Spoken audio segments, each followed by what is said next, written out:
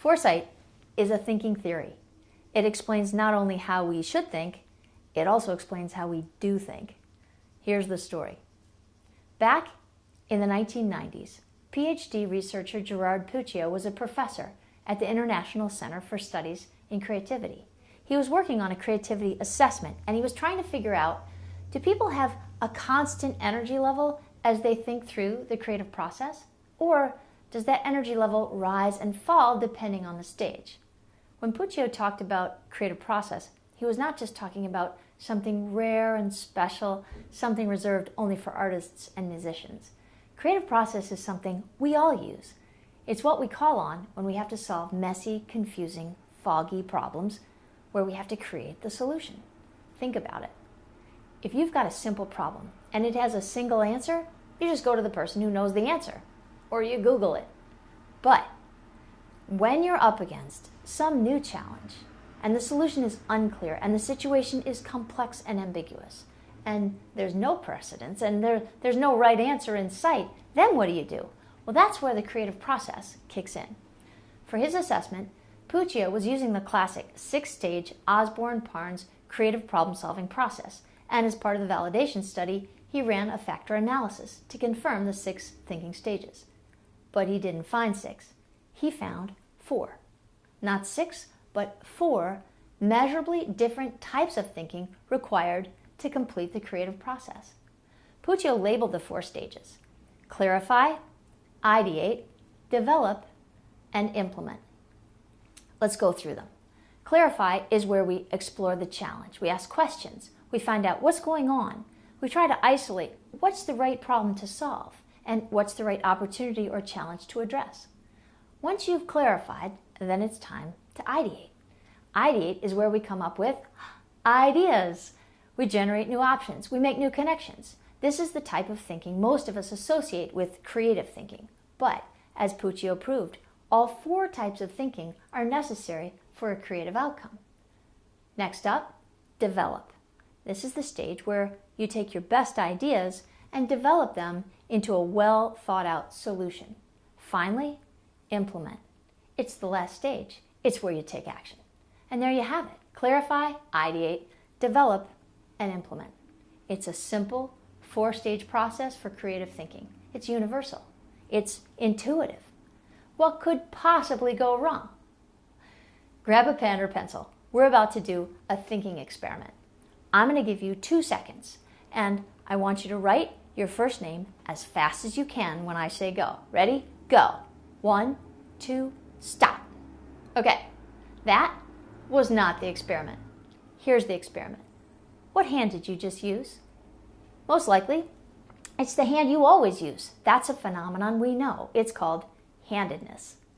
Foresight research proves that in addition to handedness, we all have something called mindedness. Just as we prefer one hand over another, we prefer one thinking style over others. So if I give you a pen, you grab it with your preferred hand. If I give you a problem, you grab it with your preferred thinking style. It's reflexive, it's automatic. But if you and I try to collaborate with different thinking styles, it's trouble. We're likely to experience that as confusing and really frustrating, unless we know about it. Then we can actually use the differences in our thinking preferences to our advantage. Your thinking preference is like your mental comfort zone. It's like the place you naturally gravitate when you're faced with a complex problem to solve. Even if I know that I'm supposed to clarify, ideate, develop, and implement, I still experience that gravitational pull of my thinking preference. We all do. It can pull our thinking out of alignment. It happens when we're unaware or under pressure or just not paying attention. So what are your thinking preferences? We can actually measure them scientifically with the Foresight Thinking Profile. But right now, I'll talk you through it, and I bet you can make a pretty good guess. As I go through each stage, see if you recognize yourself. Some people have just one dominant preference. Some have more than one. About 20% of people actually have an even preference across all 4. Frankly, it doesn't matter which one you have. There is no best profile. They're all critically important to the creative thinking process. Now, take a piece of paper and write down clarifier, ideator, developer, and implementer. I'll run through each one and put a star by the one that best resonates with you. Clarifier. These guys are realists. Clarifiers ask a lot of questions. They instinctively look for data, background information, research, and proof. Clarifiers do their homework and read the fine print. They enjoy making meaning out of data, and they can review information and spot the gaps and the opportunities. Most of all, clarifiers want to be sure they're working on the right problem.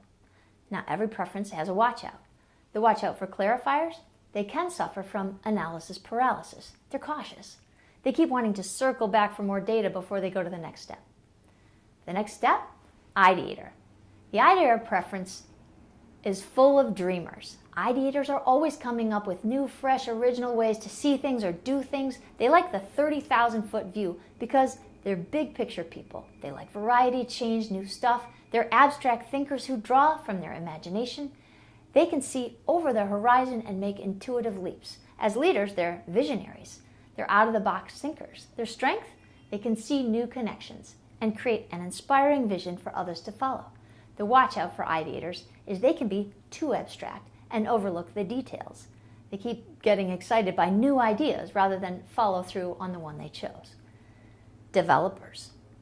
These guys are perfectionists, and they like to make things picture perfect.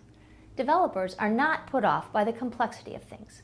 They like to evaluate all their options and choose the very best. As leaders, they are detail-driven planners. They do the work it takes to get something just right. Their strength? They're patient and exacting enough to build a truly elegant solution. Their watch out? They can be too nitpicky. They believe there is a perfect solution out there, and they want to keep refining the plan until they've got it. Implementers. These guys deliver. Implementers love to be in motion. They're happiest with a task to do, a job to complete. They'll write a to-do list just to check it off. For implementers, it's all about results. Implementers are motivated, driven, natural salesmen. They're willing to take a risk and learn on the fly. You might hear an implementer say, "Oh, let's just try it and see what happens." Their strength is their confidence. It lets them push right through obstacles. Their watch out? They can suffer from the ready, fire, aim syndrome. They want to take action before thinking things all the way through. There are now more than 60,000 results in the Foresight database, showing that we all have measurably different preferences as we move through the four-stage creative process. Clarify, ideate, develop, and implement. The four universal stages of creative process remain clear and predictable, as always. But the way individuals, teams, and organizations move through them is quirky, erratic, and unpredictable because we are all secretly driven by our thinking preferences. Surfacing your thinking preferences can keep you from falling victim to them. And sharing your thinking preferences with others can save you a whole lot of frustration. In fact, when teams and organizations learn about their preferences, they learn to leverage the differences to their advantage. They can solve problems more logically and effectively with more collaboration and less conflict. What's your thinking profile? It could be the door to unlocking your creative potential and boosting your collaborative success.